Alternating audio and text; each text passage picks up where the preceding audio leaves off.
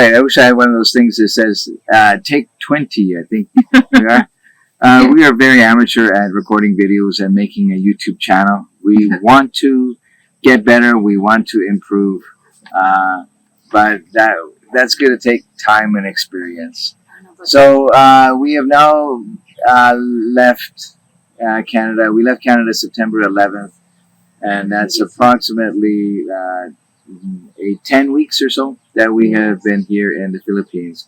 And we thought our very first video should be about why we left Canada. It has been not like a 1 month or a 3 month or 4 month thing. It was a discovery process of 6 or more years. And it all kind of started when we bought our house. We had a choice when we had our house that it would be our last and forever retirement house, or it can be an investment. And we were prepared to go either way with that house. And we bought a 100-year-old house. It's now 102 years old. And we gutted the house inside and outside, new windows, everything else. And we put our sweat equity into that house. It was great. But we also had this thing in the back of our minds that, hey, maybe it's going to become a time where we're going to leave. And why we would leave. So we thought about that over a 6 years period. Like, what would keep us in Canada? What would force us to leave Canada? And how would we end up making that decision? So it took 6 years, and we did. And eventually, of course, we decided to move here to the Philippines, which made the most sense because Jen is from the Philippines. And we have a number of reasons why we left Canada. The number one reason was my retirement forecast, then Jen's retirement forecast a number of years down the road. And like I and so many people, as you get to closer to retirement, you start to try to calculate what your retirement finances will be. And in Canada, you have your Canada Pension Plan, and you have your old age security, and you can get guaranteed income supplement and your savings, your own personal savings. And so I started to calculate that. I really didn't have a lot of personal savings because I was divorced twice, and when you get divorced, everything is gone. And as the economy changed and gas prices went up and up and up, we were paying much, much more. We had more vehicle expenses and repairs to do. And anybody who lives out of town will corroborate the story that this is just the way it is when you live out of town. For example, we had to change our tires every 2 years just because of the wear and tear on the tires. So if you're buying land, if you plan to stay, land varies in price. And it's all with that universal land principle of location, location, location. So the closer you are to like a major road, the price of the land goes up. The farther you're away from the major road, then the price of the land goes down. The closer you are to a city or something major attraction or something, the price goes up. The price in the cities is very high. But again, as farther you go, and then also real estate, like building, you can get a brand new house, like maybe 600 square feet or 700 square feet, here for $25,000, $40,000 on a tiny piece of land, which is great, but you can also buy a house with 6 or 7 bedrooms and 3 kitchens and 4 bathrooms and a swimming pool and a wall, 10-foot wall all the way around your property and everything else for like $1 million Canadian dollars. So it's all your budget and what you're willing to spend and what you want. But again, talking about money between Canada and the Philippines, there's some things are much cheaper here. Yeah, like local food. Local food is much cheaper, like the fruits and vegetables, like the fish, the pork, but not the beef here. Yeah. Still expensive. Yeah, and so like when we were grocery shopping in Canada, and if we were to go to a major retail grocery store and fill up a cart, we would be which we rarely did, but it would be $300 to $400, if we were to buy all the different food groups there. Yeah. And here we spend about maybe 1,000 pesos. 1,000 pesos when we go grocery shopping, which would work out to $25 for what we need. So in a month here, if we go grocery shopping every week, we're spending about 100 Canadian dollars for groceries, I would say, on about average, compared to like $1,000 in Canada. Like the taxis and ferries, the airplanes, those are cheaper here Yeah. too.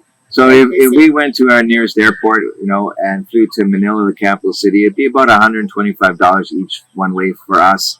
And if we were to fly from like Regina Airport to Vancouver or to Toronto, it's usually about $500 Canadian. So it's cheaper there. The cost of building a house is cheaper in some aspects. Some of the materials are more expensive, but most of it's cheaper.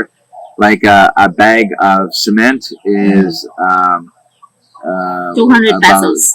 yeah, about $5, and it's like $40 in Canada. And labor is much cheaper here, much cheaper. 500 per day. So our first reason was retirement, and our second reason is lifestyle. Now, if you know Jen in Canada, if you had ever met her, you know that she loves the garden. She loves growing vegetables, and she loves flowers and all kinds of stuff. And her favorite place when we lived in our small house in Canada was her garden. And we worked on our garden for years and built it up. And it was quite productive for a very small backyard garden. So we have 365 days all year round. You can plant whatever you trees that you want, that you can't plant that in Canada. Yeah. So yeah, and in Canada, like I said, we were limited to what crops we can grow because of the climate and weather. We had a 100-day growing season, and one harvest. So here we can be continuously harvesting and continuously planting. And again, as she said, we can grow all kinds of stuff. So we plan on having pineapples and kiwis and grapes and tons of dragon fruit, and we have mangoes already, and rambutan and avocado trees, and we're going to start a small 40 to 50 dwarf tree orchard. Not full-grown trees, but dwarf, which only grow about 10 to 12 feet tall and about 8 or 10 feet wide. And so we will have a variety of different fruits in our mini orchard. And we're looking forward to that. So again, when you have to remember that when you leave your country, for whatever reasons you have to have an opportunity to go to another country, and to come to the Philippines. And we had many other reasons why we wanted to come. But one of the things we noticed is many people, especially immigrants who had come to Canada, like not just the new immigrants, but those who came like 15 or 20 years ago to Canada. And they were telling us they were noticing the changes in Canada. They were telling us that Canada is not the same anymore. It's that things in Canada have become so expensive, and it's been so difficult and to get anything done. Third reason why we left Canada is about taxes. Yeah, and Canada is one of the most taxed countries in the world, and you're definitely taxed 50% or 60% of whatever you make, and you even have tax on tax. So you have all these taxes that you pay when you get your gasoline, for example, and then you pay the GST on all those other taxes, right? And so I was lucky. I lived in South Korea for 5 years. I lived in China for 5 years. And I saw, those countries had higher standards of living than Canada. And I made less money when I worked in South Korea, but I was able to save more money. And probably the number one reason why I was able to save more money when I was in South Korea is because my tax bracket, I was able to save 85% of my paycheck, while in my paycheck in Canada, 50% of it was gone.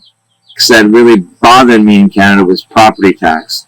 And it irks me even talking about it, because the whole system of property taxes just doesn't make sense, and I don't think it's fair.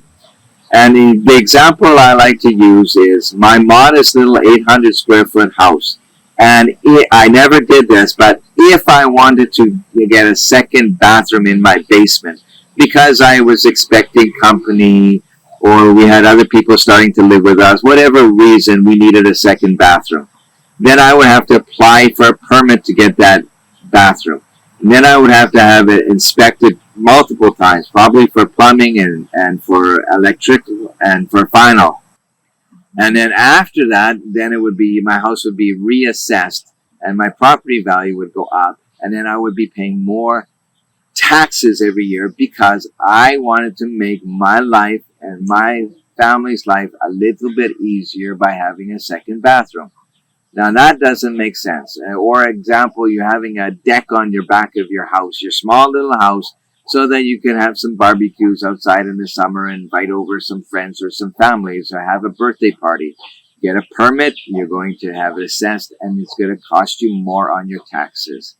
And it might not be that much. Maybe that your taxes go up $10 or $15 every year, but that's for permanent, right? That's for 20 years, and you're paying for $500 or $600 extra dollars for your deck, and $500 or $600 over years for your extra bathroom, which doesn't make sense. Fourth reasons why we leave Canada is it has so many issues. Our economy is not the same as it was. Our inflation is out of control. For example, when Jen and I were shopping, we shopped many places, but we're using Walmart as an example. We always walked by this roast beef that was in Walmart. It was always the same size, same packaging. And we never bought it, rarely bought something like that, but we checked the price. And 6 years ago, it was $9.90 for that. And then it went up to $28.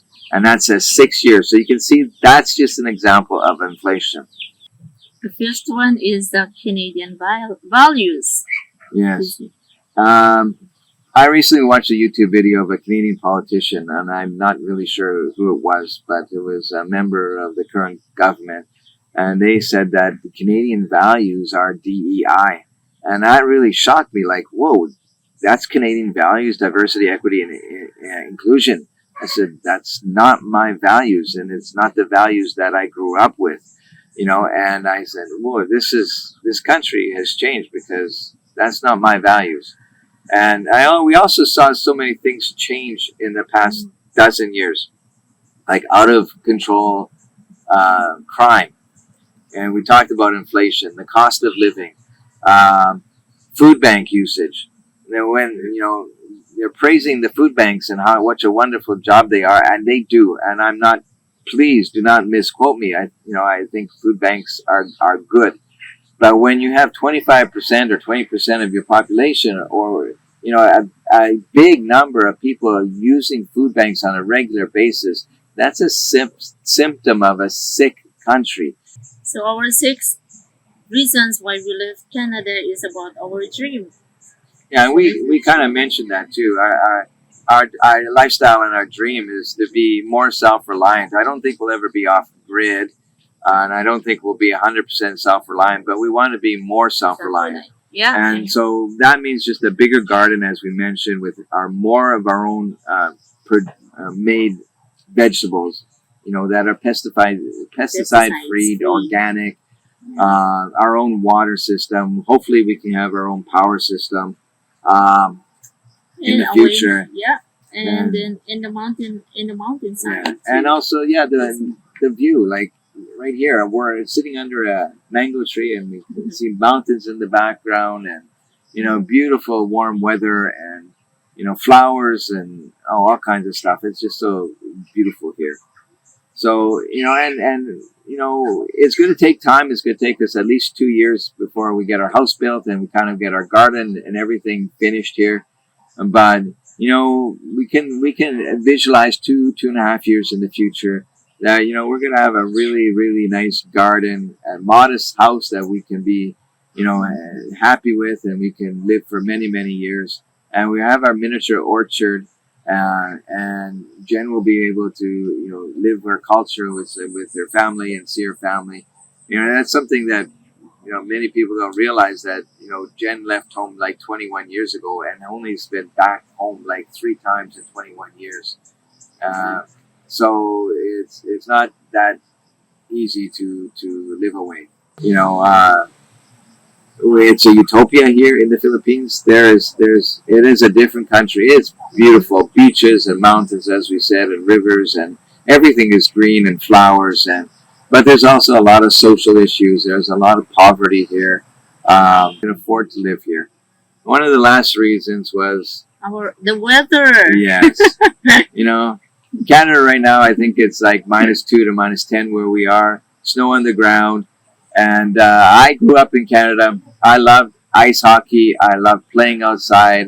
I love tobogganing. I love building snow forts. But as an adult, when you have to start your car, you have to drive, you have to go to work, you have to wake up, in December where the sun comes up at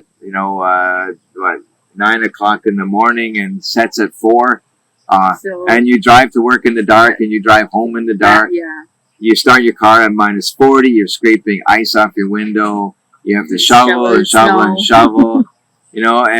And like 2 years ago, I slipped and fell on ice because there's icy sidewalks and icy driveways and icy parking lots and everything's ice.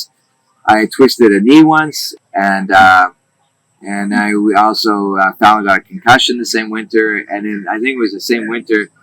We got caught in a blizzard, and the wind was so bad it pushed us off the road, and we were 5.5 hours in a ditch. And I'm sure we would have died if it wasn't for an act of God's providence, that a farmer came and rescued us. And so we really don't want that anymore. And so yeah, it's -10 at night in where we come from in Canada, and snow, and it's 29 here right now, 27. Yes. Beautiful, no wind. So sad. It gets hit with 25 typhoons a year. Floods, earthquakes. This year has been particularly bad in some regions, and unfortunately, we don't get that. We're lucky here. We just get rain. Just rain, yeah. But compared to Canada, that was the whole thing. Why we left Canada is the taxes are lower here. The cost of living is lower here. We can have our land, we can build our house, we can have a bigger garden, we can have a miniature orchard, and our expenses are much less. And we can, in the future, we can travel this beautiful country and go island hopping. We'd also, even go to neighboring countries. Vietnam is a 2-hour flight. Indonesia is a 2-hour flight, right? Taiwan is a 2.5-hour flight. So we have options here to enjoy our retirement. But, we watched, while we were in Canada, we watched so many videos of so many couples like ourselves who made that decision to move to the Philippines. And not every couple that we watched made it, but most of them did. And they adjusted to, the different lifestyles here, and the heat and the humidity and the rain. And we'll adjust too. And so they gave us inspiration. They gave us hope. We know we have many challenges in front of us. We have visa issues and other issues. But, others have paved the way for us. And we are sure that, through God's providence and prayer, that we'll get through all of that, and we'll be able to, enjoy our life that we have planned here. Thanks for watching our first video. There's more to come.